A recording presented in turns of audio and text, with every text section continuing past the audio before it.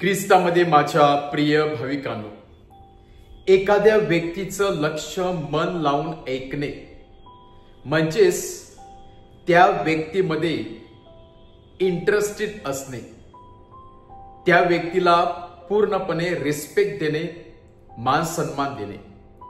जेव्हा खरोखरच आपण एखाद्या माणसाचं वक्तव्य किंवा संभाषण पूर्ण अंतःकरणाने कान लावून मन देऊन ऐकत असतो, तेव्हा त्या व्यक्तीचा आपण मान सन्मान करत असतो, त्या व्यक्तीला आपण रिस्पेक्ट देत असतो। परंतु जेव्हा आपण एखाद्या व्यक्तीचं म्हणणं एका कानातून ऐकून दुसऱ्या कानाद्वारे सोडत असतो आणि त्याच्याकडे दुर्लक्ष करत असतो, तेव्हा इनडायरेक्टली आपण काय सांगत असतो की मी तुझ्यामध्ये इंटरेस्टेड नाही, मी तुझ्यामध्ये उत्सुक नाही।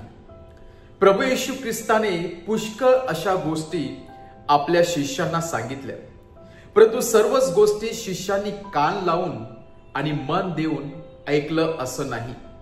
पुष्कळ अशा गोष्टी शिष्यांनी एका कानातून ऐकून दुसऱ्या कानाद्वारे सोडून दिल्या आणि त्याची खंत वेळोवेळी प्रभू येशू ख्रिस्ताला होती।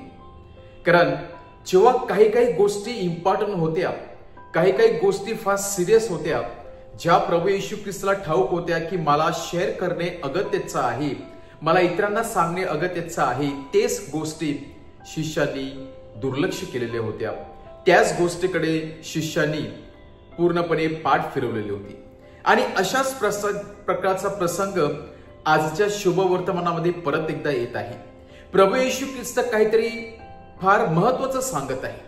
महत्वाचं म्हणजे स्वतःच्या मृत्यूविषयी सांगत आहे। स्वतःच्या जीवनामध्ये जे काही यातना येणार आहेत, जे काही दुःख त्याच्या जीवनामध्ये येणार आहेत, त्या दुःखाविषयी प्रभू येशू ख्रिस्त आपल्या शिष्याबरोबर शेअर करत आहे।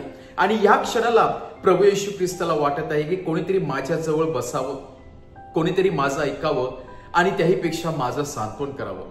परंतु ज्या शिष्यांना प्रभू येशू ख्रिस्ताने त्याच्या सोबत राहण्यासाठी निवडलेलं होतं, ते शिष्य प्रभू येशू ख्रिस्ताला हातभार देण्यासाठी किंवा त्याच्या दुःखामध्ये सहभागी होण्यासाठी कमी पडत आहेत।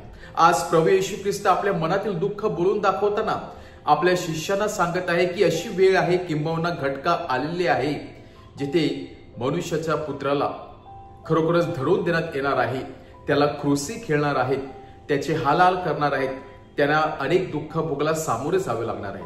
परंतु ही गोष्ट ऐकल्यानंतर शिष्यांना मात्र एवढं काही नवल वाटलं नाही। त्यांना वाटलं की प्रभू येशू ख्रिस्त नक्की कोणत्या गोष्टीविषयी सांगत आहे, आणि त्याच्यामुळे त्यांनी प्रभू येशू ख्रिस्ताच्या बोलण्याकडे पूर्णपणे पाठ फिरवली। अशा पुष्कळ गोष्टी आपण जीवनामध्ये कधी कधी सिरियस घेत नसतात, परंतु जेव्हा आपण व्हॉट्सअपचे मेसेज वाचत असतो, सोशल मीडियावरती आपण गुंग असतो, तेव्हा मात्र आपण पूर्णपणे आपलं मन, आपलं धन, आपलं तन लावत असतो। पण जेव्हा परमेश्वराच्या विषयी गोष्ट असते, परमेश्वराचा शब्द वाचण्यापासून किंवा ऐकण्यापर्यंत आपण मात्र पाठ फिरवत असतो, कानाडोळा करत असतो, आपला कंटाळा येत असतो। परंतु नाही त्या गोष्टी वाचण्यामध्ये आपल्याला फार उत्सुकता असते आणि म्हणूनच स्वर्गीय गोष्टीकडे मात्र आपण पाठ फिरवत असतो। तीच गोष्ट आजच्या शुभवर्तमानामध्ये झालेली आहे हे आपल्याला दिसून येते। आणि म्हणूनच एखाद्या व्यक्ती जेव्हा आपल्याकडे दुर्लक्ष करत असतो किंवा आपलं म्हणणं ऐकून घेत नाही किंवा त्याच्याकडे कानाडोळा करत असतो, तर नक्कीच आपल्याला त्याची खूप वाईट वाटत असते, आपल्याला हर्ट होत असते। आणि तशाच प्रकारची हर्ट फिलिंग आज प्रभू येशू ख्रिस्ताला झालेली होती। आणि म्हणूनच लिसनिंग कॅपॅसिटी फार महत्वाची आहे। एखाद्या व्यक्तीचं म्हणणं ऐकून घेणे आणि त्याच्यावरती विचारपूस करून, त्याच्यावरती विचार चिंतन करून त्याविषयी आपण त्या व्यक्तीला विचारणे फार अगत्याचे आहे, फार महत्वाचं असते। त्यामुळे दुर्लक्ष हे जेव्हा आपण करत असतो, तेव्हा इतर व्यक्तीला नेहमीच इजा पोहोचत असते, हर्ट पोहोचत असते। आणि म्हणूनच या जगामध्ये अनेक लोक ऐकणारे असतात, परंतु कान देऊन ऐकणारे मात्र थोडेच असतात। अनेक लोक पाहणारे असतात, परंतु मन लावून पूर्णपणे अंतःकरणाने आपलं लक्ष केंद्रित करणारे फार थोडेच लोक असतात। आणि थोडेच लोकांना परमेश्वराचा शब्द मिळत असतो, थोडेच लोक इतरांचं सांत्वन करू शकत असतो, ज्यांना खरोखरच ती जाणीव होत असते।